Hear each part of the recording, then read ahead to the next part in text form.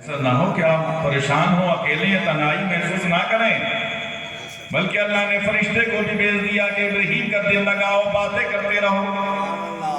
ایک دن نہیں، 2 دن نہیں، 3 دن نہیں، 4 دن، 15 20 دن نہیں، بلکہ تاریخ میں آتا ہے کہ تقریباً 40-50 دن، 40 یا 50 روز ابراہیم علیہ السلام اس آگ میں رہے۔ 40 یا 50 روز۔ نمرود نے کہا کہ ابراہیم کو اب نکالو، آگ چاروں طرف سے جل رہی ہے، بیچ میں آپ بیٹھے ہوئے۔ اس نے سوچا جب یہ نکلیں گے تو یہ آگ ان کو جلا دے گی، لیکن اس کو یہ پتہ نہیں کہ جب تم نے آگ دہکائی تھی وہ نہیں جلا پائی، یہ کیا جلائے گی۔ ابراہیم علیہ السلام کو آگ سے نکالا، جیسی آپ نکلے بالکل صحیح سالم نکل کے چلے آئے۔ یہ ہے اللہ والوں کی شان، سبحان اللہ، بالکل صحیح۔ حضرت ابراہیم علیہ السلام کو اتنا ستایا گیا، اتنا ستایا گیا، بہت زیادہ۔ حضرت نوح علیہ السلام کو اتنا ستایا گیا کہ آپ اپنی قوم کو دین اسلام کی باتیں بتاتے تھے تو آپ کی قوم اتنا مارتی تھی، اتنا مارتی تھی، آپ کی پسلیاں توڑ دیتی تھی، خون بہتا تھا، سر سے خون بہ رہا ہے، جسم سے خون بہ رہا ہے، پسلیاں ٹوٹی ہوئی ہیں۔ لیکن جب شام کو گھر پہ آتے اور آنے کے بعد خدا کی بارگاہ میں دعا کرتے، میرے مولا میں تو دین کا کام کرنے کے لیے نکلا تھا، میری قوم نے مجھے اتنا مارا ہے، تو اللہ رب العزت جبریل امی کو حکم دیتا، جبریل جاؤ میرے نوح نجیب اللہ کو بہت ان کی قوم نے مارا ہے، تم چلے جاؤ۔ حضرت ابراہیم علیہ السلام تشریف لاتے اور اپنا نورانی پر نوح علیہ السلام کے سینے پر لگاتے، اور جب سینے پر لگاتے نوح علیہ السلام بالکل صحیح ہو جاتے تھے، صحیح ہو جاتے تھے، پھر صبح کو نکل جاتے تھے۔ یہی سلسلہ آخر بتانا یہ ہے کہ حضرت ابراہیم علیہ السلام کو بھی ستایا گیا، حضرت نوح علیہ السلام کو بھی ستایا گیا، حضرت لوط علیہ السلام کی قوم کے لوط علیہ السلام کو ستایا، اور حضور سرور کائنات صلی اللہ تعالی علیہ وسلم کی شان و رفعت تو دیکھیے، آقا دو عالم صلی اللہ علیہ وسلم کو بہت بے تحاشا ستایا گیا، غلامان مصطفیٰ کو کہاں نہیں ستایا گیا۔ انبیاء کرام کی تاریخ دیکھیے، اولیاء کرام کی تاریخ دیکھیے، آپ تاریخ دیکھیے تو آپ بزرگان دین کی تاریخ دیکھیے، کسی کو جیل میں ڈال دیا گیا، کسی کو پھانسی کے پھندے پر لٹکا دیا گیا، کسی کو کالے پانی اتار دیا گیا، یہ ہمارے بزرگوں کی تاریخ رہی ہے۔ لیکن حضرات گرامی، غلامان محمد جان دینے سے نہیں ڈرتے، یہ سر کٹ جائے یا رہ جائے کوئی پرواہ نہیں کرتے۔ غلامان مصطفیٰ ہمیشہ اپنے آقا دو عالم صلی اللہ علیہ وسلم کا ذکر کرتے ہیں اور ذکر کرتے رہیں گے۔ حضرات گرامی، میں نے آپ کو بتایا تھا کہ درود پاک پڑھتے رہیے، آپ اگر اپنے گھر کے اندر ہیں تب بھی درود پاک پڑھیے، آپ اگر کھیت میں کام کر رہے ہیں تب بھی درود پاک پڑھیے، آپ اگر چل رہے ہیں تو درود پاک پڑھیے۔ اس کی فضیلت سن لیجئے، اللہ کے ایک برگزیدہ ولی حضرت سفیان ثوری رحمۃ اللہ تعالی علیہ آپ بیان فرماتے ہیں، حضرت سفیان بیان کرتے ہیں کہ میں خانہ کعبہ میں تھا اور خانہ کعبہ کا میں طواف کر رہا تھا، اور خانہ کعبہ کا جب میں طواف کر رہا تھا، طواف کرتے کرتے میں نے کیا دیکھا، ایک انسان کو دیکھا۔ تو انسان کیا کر رہا تھا، وہ انسان کیا کر رہا ہے، خانہ کعبہ کے چکر تو لگا رہا ہے، لیکن نہ وہاں کوئی قرآن کی آیت پڑھ رہا ہے، نہ کوئی سورت پڑھ رہا ہے، بلکہ وہ پڑھ رہا ہے تو یہی پڑھ رہا ہے، درود مصطفیٰ پڑھ رہا ہے، مصطفیٰ جان رحمت پر درود پاک پڑھ رہا ہے۔ میں نے دیکھا تو کئی چکر اس نے لگا دیے، لیکن اس کی زبان پر درود پاک رہا۔ میں نے اس کو ایک دم روکا اور روک کے میں نے کہا، اے نوجوان یہ بتا دے، یہ تو خانہ کعبہ کا تو طواف کر رہا ہے، یہ خانہ کعبہ کے چکر لگاتے وقت یہاں تو قرآن کی آیتیں بھی پڑھی جاتی ہیں، اور جو احادیث مصطفیٰ سے ہیں وہ بھی احادیث مصطفیٰ سے جو دعائیں ہیں وہ دعائیں بھی پڑھی جاتی ہیں، رکن یمانی کی طرف بھی دعائیں پڑھی جاتی ہیں، اور کہیں قرآن کی آیتیں پڑھی جاتی ہیں، لیکن تو چکر لمبی لگا رہا ہے، کوئی قرآن کی آیت کو نہیں پڑھ رہا ہے بلکہ تو درود پاک کو پڑھ رہا ہے۔ اس کی وجہ کیا ہے؟ میں بہت دیر سے تجھے دیکھ رہا ہوں کہ تو درود پاک پڑھ رہا ہے، اس کی وجہ تو بتا دے، تو درود پاک کیوں پڑھ رہا ہے؟ اللہ اکبر! اس نوجوان کی آنکھوں میں آنسو آئے اور وہ نوجوان رونے لگا اور کہنے لگا، آپ اپنا نام بتائیے، آپ کا نام کیا ہے؟ کہا میرا نام سفیان ثوری ہے۔ کہا کہ میری زبان پر درود پاک کے جو الفاظ ہیں اس کی کوئی نہ کوئی وجہ ضرور ہے۔ آپ نے فرمایا بتا پھر کیا وجہ ہے؟ کہا وجہ یہ تھی کہ میں اور میرا باپ، ہم دونوں حج کے لیے آ رہے تھے، راستے میں پیدل کا راستہ تھا، میرا باپ مجھے لے کر آ رہا تھا، اور جیسی راستے میں ہم آئے، پہاڑوں کے قریب میں آنے کے بعد اور جیسی بالکل بیابان جنگل آیا، اسی جنگل میں میں نے کیا دیکھا کہ میرے باپ کی اچانک طبیعت خراب ہو جاتی ہے۔ ادھر ادھر نگاہ میں نے ڈالی، کہیں دور دور تک کوئی آدمی نظر نہیں آ رہا تھا، کوئی بستی نظر نہیں آ رہی ہے، کوئی گاؤں نظر نہیں آ رہا ہے، کوئی شخص نظر نہیں آ رہا ہے۔ میں پریشان حال ہو گیا۔ آخر میرے باپ کی طبیعت خراب ہوئی، اچانک میرا باپ زمین پر گر گیا، اور جب زمین پر گرا، گرنے کے بعد میں اس کا عالم یہ ہوا کہ تھوڑی دیر کے بعد میں اس کی سانسیں رک گئیں۔ میں رونے لگا، اے میرے مولا، میں تو حج کرنے کے لیے میرا باپ جا رہا تھا، یہ راستے میں کیا ہو گیا؟ میرے باپ کا انتقال ہو گیا، اور میرے باپ کی سانسیں رک گئیں۔ جب انتقال ہو گیا، میں رونے لگا، میں چیخنے لگا، میں لوگوں کو آواز دینے لگا، ہے کوئی اس جنگل میں جو میری مدد کر دے؟ میرے باپ کے جنازے کو اٹھا لے، میرے باپ کے لاشے کو اٹھا لے، میرے باپ کی میت کو اٹھا لے۔ پورے جنگل میں سے میں نے نظر ڈال کے دیکھا، مجھے کوئی نظر نہیں آیا۔ میرے اوپر میرے پاس چادر تھی، اس چادر کو میں نے اپنے باپ کے اوپر بچھا دی اور اس کے منہ کو ڈھک دیا، اس کے جسم کو ڈھک دیا۔ ڈھکنے کے بعد میں پھر میں کہنے لگا، یا اللہ، میں اکیلا ہوں، میں کیا کروں؟ ہم تو باپ اور بیٹے حرم شریف کو جا رہے تھے، لیکن اتنے میں ہی میرے باپ کا انتقال ہو گیا۔ میرے مولا، میں اکیلے کیسے کفن دوں گا؟ میں اکیلے کیسے اس کے جنازے کو اٹھاؤں گا؟ اب میں کیا کروں؟ کیسے کر کے گڑھا کھودوں؟ کیسے کر کے اپنے باپ کی لاش کو کہاں پر لے کر جاؤں؟ میں نے اچانک میرے باپ کا پھر مجھے خیال آیا، میں اپنے باپ کی لاش کے قریب پہنچا۔ پہنچنے کے بعد میں نے کپڑا ہٹایا، اپنے باپ کے چہرے کے اوپر سے کپڑا ہٹایا ہے، تو میں نے کیا دیکھا؟ میرے باپ کا چہرہ بالکل کالا پڑا ہوا تھا، بالکل باپ کا چہرہ سیاہ ہے، اس کی صورت بدل گئی ہے، بدصورت نظر آ رہا ہے، بہت زیادہ بدصورت ہو گیا۔ مجھے دیکھ کر ہمت نہیں رہی کہ میں اس کو چہرے کو دیکھتا رہوں۔ میں نے کپڑے سے اس کے چہرے کو ڈھک دیا، اور ڈھک کے میں گھبرانے لگا، میں تھرتھرانے لگا کہ اب باپ کے چہرے کی شکل اتنی بدصورت ہو گئی ہے۔ مرنے کے بعد کون سے اس نے ایسے گناہ کیا تھا زندگی میں جو کہ اس کا چہرے کا رنگ اتنا متغیر ہو گیا؟ میں سوچنے لگا، پریشان حال ہونے لگا۔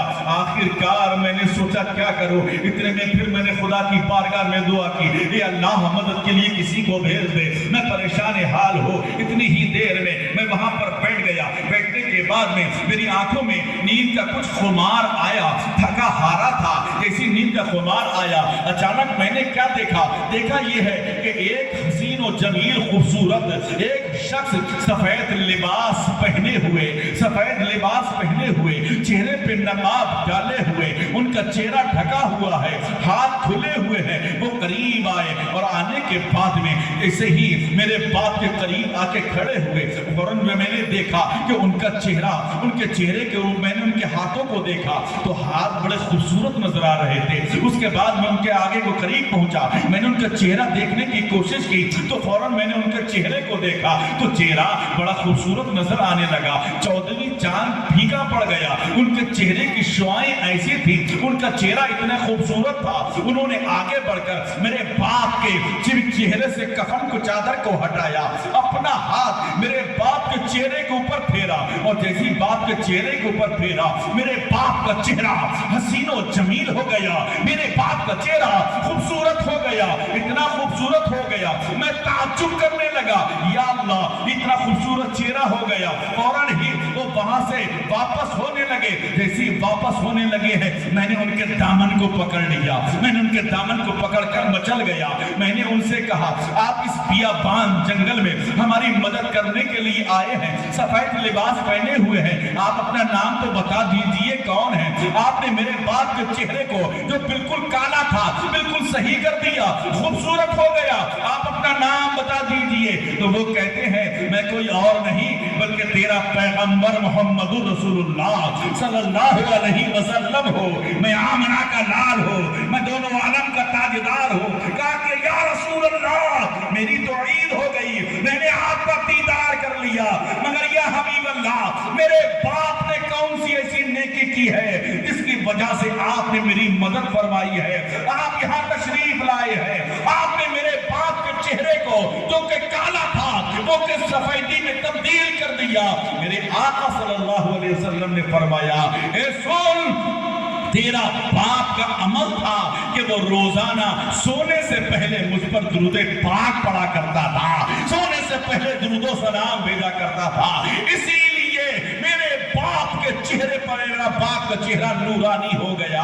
हजरत सुफियान सौरी रहमतुल्लाह ताला अलैह उसकी बात को सुनकर सोचने लगे कि हाँ, आका दो आलम सल्लल्लाहु अलैहि वसल्लम से सच्ची पक्की मोहब्बत की अलामत यही है कि आका पर दुरूद पाक पढ़ा जाए, मुस्तफा जाने रहमत पर दुरूद पाक पढ़ा जाए।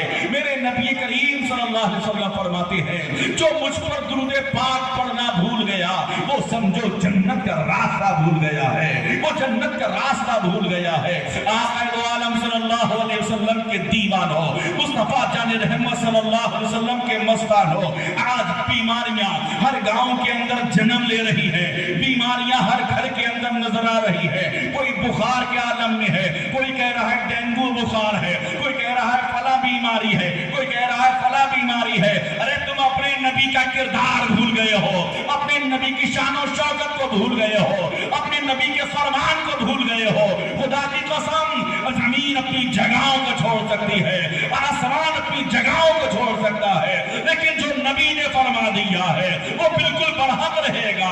मेरे नबी ने फरमाया कि मौत के अलावा हर मर्ज की दवा मेरे नबी ने बताई है। अगर तो किसी को कैंसर हो, किसी को टीबी का मर्ज हो, किसी को अगर ब्लड प्रेशर हाई हो या लो हो, किसी को अगर कहीं दर्द हो, किसी की दिमाग कमजोर हो, किसी को अगर फेफड़ों की परेशानी हो, किसी को दिल की बीमारी हो, किसी को दिमाग की परेशानी हो, किसी को आंखों की परेशानी हो, तो मेरे नबी पाक सल्लल्लाहु अलैहि वसल्लम ने फरमाया कि सारे मर्जों के लिए एक दवा है। वो दवा आका ने फरमाया कि मौत के अलावा सारे मर्जों की दवा, वो मौत के अलावा सारे मर्जों की दवा क्या है? आका ने फरमाया कि वो शहद और कलौंजी है। आका ने फरमाया है कि शहद के अंदर भी शिफा है, कलौंजी के अंदर भी शिफा है। अगर कोई ये कहे कि शहद में शिफा नहीं, कुरान के अंदर इसका जिक्र आया शहद का, वो काफिर हो जाए। शहद और कलौंजी मौत के अलावा हर मर्ज की दवा है, और जो मर्ज ला दवा हो, बोलो यार, जो मर्ज ला दवा हो, जो मर्ज पूरी दुनिया के डॉक्टरों के समझ में ना आता हो, जो मर्ज ला दवा हो उसे घोल कर पिला दो, जो मर्ज ला दवा हो उसे घोल कर पिला दो। है हर मर्ज की दवा सल्ले अला मोहम्मद, है हर मर्ज की दवा सल्ले अला मोहम्मद। तुम अपने नबी का किरदार भूल गए हो। अभी इससे पहले वो बीमारी चली थी कोरोना, कितने लोग मर रहे थे, लेकिन ये इमाम साहब मौजूद हैं बिहम्दिही ताला, मरने वालों में नमाजियों की तादाद कम थी, मरने वालों की में नमाजियों की तादाद कम थी। इसकी वजह क्या है? कि वायरस कहां से चलता है? नाक के जरिए से। वायरस नाक के जरिए से, और सबसे ज्यादा अगर जन्म लेता है तो वो नाक के जरिए से। लेकिन इससे पहले हमारे नबी ने इलाज बता दिया। जाओ अपने घर, अज़ान हो फौरन वुजू करो, पहले दोनों हाथों को खूब धो लो, उसके बाद 3 बार नाक में पानी चढ़ाओ, छोटी उंगली से नाक साफ करो अच्छी तरीके से। खेत में से आए हो, खलियान से आए हो, जंगल से आए हो, कोई वायरस ना हो, खूब साफ करो, सारा वायरस खत्म हो जाएगा। कुल्ली करो, नाक में पानी चढ़ाओ, फिर 3 बार चेहरा धो लो, 3 बार सीधा हाथ धो, 3 बार बायां हाथ धो, फिर सर का मसा करो, 3 बार सीधा पैर धो, 3 बार बायां पैर धो। यार मुंह हाथ भी धुल गया और वुजू भी हो गया। और फिर इसी चीज को लेकर हमारे और आपके नबी ने इरशाद फरमाया, बुखारी शरीफ की हदीस पाक है, आका दो आलम सल्लल्लाहु अलैहि वसल्लम ने अपने सहाबा के सामने बैठकर इरशाद फरमाया, अगर कोई शख्स किसी के घर के सामने अगर नहर हो और वो नहर में 5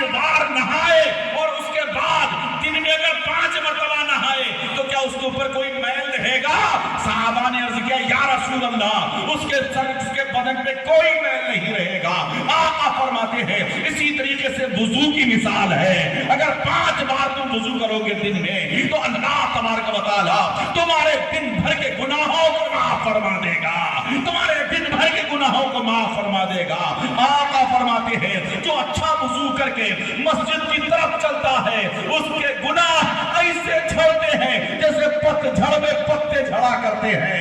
آقا دو عالم صلی اللہ علیہ وسلم فرماتے ہیں جب تو ناک کلی کرتا ہے تو تو نے جو دن بھر میں چغل خوری کی ہے اس سے تیرے گناہ ختم ہو جاتے ہیں. ناک میں جو تو پانی چڑھاتا ہے اگر تو نے کوئی کسی طریقے سے کوئی خوشبو اگر جو کوئی غلط خوشبو دے دی ہو اس سے وہ گناہ ناک کے ختم ہوتے ہیں. آنکھوں سے جب چہرہ دھلتا ہے آنکھوں سے تو نے دیکھا ہے اس کے وہ گناہ ختم ہوتے ہیں. ہاتھوں سے گناہ ختم ہوتے ہیں. پیروں سے گناہ ختم ہوتے ہیں. وضو بھی ہو رہا ہے اور اس کے بعد فضیلتیں بھی ملتی چلی جا رہی ہے. وضو بھی ہو رہا ہے فضیلتیں بھی ملتی چلی جا رہی ہیں. آقا دو عالم صلی اللہ علیہ وسلم نے فرمایا اپنے بچوں کو کلونجی اور شہد کھلاؤ. تم بھی شہد کھایا کرو. اور آقا ارشاد فرماتے ہیں کہ جس گھر کے اندر شہد ہو, جس گھر کے اندر سرکہ ہو اور جس گھر کے اندر کھجور ہو, اللہ رب العزت اگر اس کے گھر کے اندر یہ تینوں چیزیں ہو تو قیامت تک اس کا رزق کبھی ختم نہیں ہوگا. نعرہ تکبیر, نعرہ رسالت, نعرہ غوثیت, مسلک اعلی حضرت, احسان مفتی اعظم ہند, زندہ آباد, عزیز شان زاہد رضا قادری, زندہ آباد, نعرہ تکبیر, نعرہ رسالت. یاد کر لینا وہ فریج میں لمبی لمبی 2-2 لیٹر کی اسپرائٹ رکھنے والوں, لمکا رکھنے والوں, کبھی کبھی سرکے کی بوتل بھی رکھ لیا کرو. یہ تمہارے نبی کا فرمان ہے, زاہد رضا نہیں کہہ رہا ہے, نبی فرما رہے ہیں. کہہ دو سبحان اللہ. سبحان اللہ. سرکے کی بوتل, سرکہ رکھو. سرکے میں آقا نے فرمایا شفا ہے.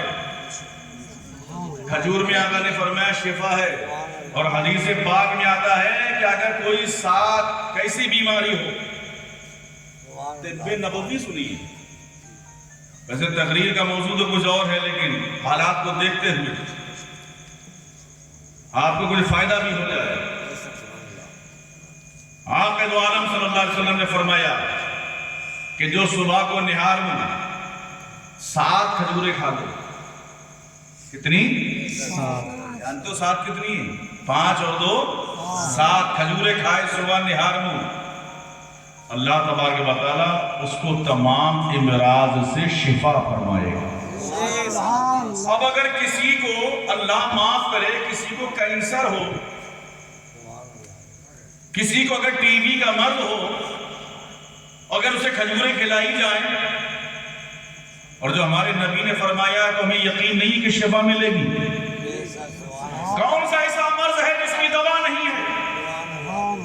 3000 بیماریاں, صرف 1000 بیماریوں کو ڈاکٹر سارے جانتے ہیں, 2 کو کوئی نہیں جانتا ہے, 2000 کو وہ صرف اللہ اس کے رسول جانتے ہیں. اور نبی کونین فرما رہے ہیں کہ موت کے علاوہ کہے کہ ساری بیماریاں نہیں, اس میں علاج قائم ہے. قائم علاج ہے. کون سی دوا میں موت کے علاوہ؟ شہد اور کلونجی. ابھی سے بھول گئے, ابھی تو ابتدائی عشق ہے, ہوتا ہے کیا آگے آگے دیکھ روتا ہے, روتا ہے. ابھی سے بھول گئے آپ نا. شہد اور کلونجی. میرے آقا صلی اللہ علیہ وسلم فرما رہے ہیں کہ اپنے گھر کے اندر شہد رکھو. شہد میں شفا ہے. شہد کی مکھی سے میرے نبی نے فرمایا تیرے شہد میں اتنی مٹھاس کہاں سے ہے؟ اتنی میٹھی کوئی چیز ہے دنیا میں؟ ہے کیا؟ ہو سکتا ہے مجھے معلوم نہ ہو, آپ بتا دیجیے. ہے کیا؟ گڑ بھی تو میٹھا لگتا ہے شہد کے سامنے. شہد, لیکن نبی فرما رہے ہیں اے شہد کی مکھی تیرا شہد اتنا میٹھا کیوں ہے؟ شہد کی مکھی سے تو جب اپنے گھر سے اڑتی ہے چمن پہ جا کے بیٹھتی ہے, چمن کے پھول کا رس چوستی ہے. کوئی پھول کڑوا ہوتا ہے, کوئی میٹھا ہوتا ہے, کوئی تلخ ہوتا ہے, کوئی نمکین ہوتا ہے. کسی کا مزہ کڑوا, کسی کا تلخ ہے, کسی کا نمکین ہے. اور سارے رس کو چوس کر تو اپنے گھر میں چھتے میں لگاتی ہے تو اتنا میٹھا تیرا شہد کیسے ہو جاتا ہے؟ تو شہد کی مکھی عرض کرتی ہے یا حبیب اللہ، تم کہہ دو یا رسول اللہ، ایسے کہو گے تھک گئے آپ؟ یا رسول اللہ، مجھے تو یار کل بھی بولنا ہے، پرسوں بھی بولنا ہے، یہ آپ کی محبت ہے میں بول رہا ہوں، لیکن آپ بہت توجہ سے سن رہے ہیں، اللہ آپ کو سلامت رکھے۔ آمین۔ تھوڑی دیر کی بات ہو رہی ہے، اپنی تقریر کو ختم کر رہا ہوں میں، پریشان تو نہیں ہو رہے؟ پریشان ہوتے ابھی ختم کر دوں؟ اچھا تو کہہ دیجئے یا رسول اللہ۔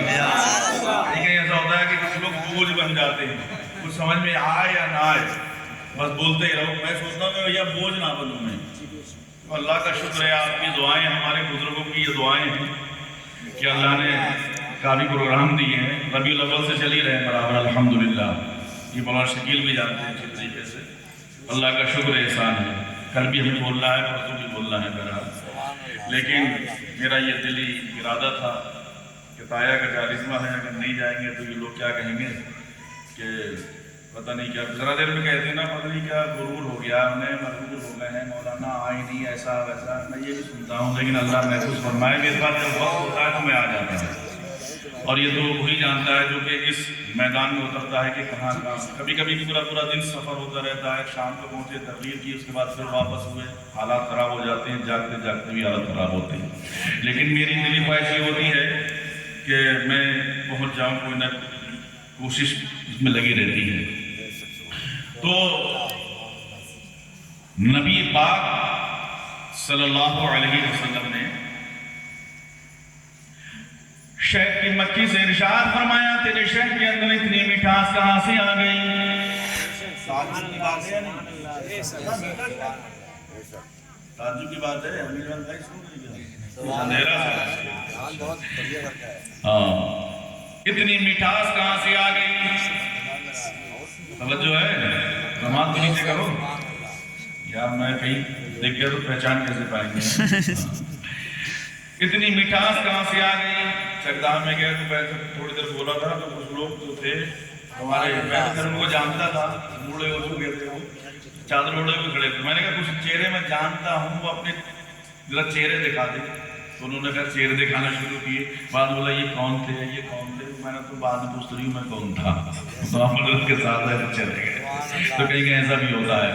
تم شہد کی مکھی سے آقا نے ارشاد فرمایا، تیرے شہد کے اندر اتنی مٹھاس کہاں سے آ گئی؟ تو شہد کی مکھی کہتی ہے، یا رسول اللہ، یہ میری طاقت کا کمال نہیں، میری ہمت کا کمال نہیں ہے، بلکہ اے اللہ کے رسول، جب میں اپنے گھر سے اٹھتی ہوں، چمن پہ جا کے بیٹھتی ہوں اور میں ان کا پھول چوستی ہوں، کوئی پھول کڑوا ہوتا ہے، کسی کا مزہ تلخ ہوتا ہے، کسی کا نمکین ہوتا ہے، کسی کا میٹھا ہوتا ہے، لیکن اے اللہ کی رسول، جب میں وہ شہد کو، جب میں وہ رس کو چوس کر اپنے گھر کی طرف چلتی ہوں، تو اے اللہ کے پیارے حبیب، میں آپ پر درود پاک پڑھتی چلتی ہوں۔